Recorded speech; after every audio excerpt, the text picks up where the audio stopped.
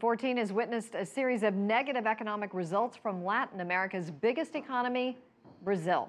Investor confidence is down, inflation is up, government finances are slipping into deficit. CCTV Stephen Gibbs files this report. Dilma Rousseff celebrating victory in last month's presidential elections. Her successful campaign stressed her government's record in lifting millions of Brazilians out of poverty. But as she prepares to begin a second term, there is a major challenge ahead: the state of the economy. Not long ago, Brazil seemed the darling of the developing world. In 2010, it achieved 7% growth, while many major economies were struggling with recession. That now all appears a distant memory.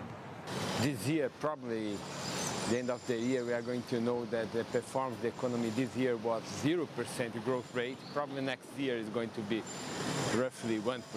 And it's an improvement, but still 1% for an economy like Brazil is very bad performance.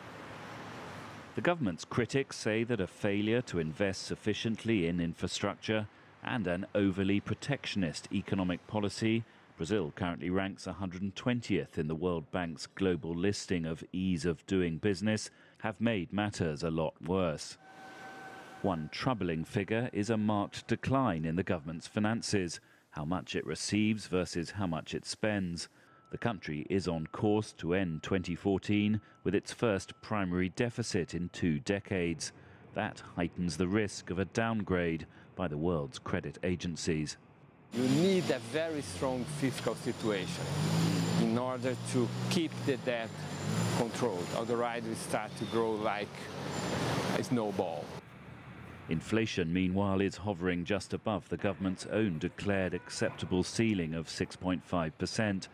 Not a huge figure, but in a country with a relatively recent history of hyperinflation, price rises are highly sensitive.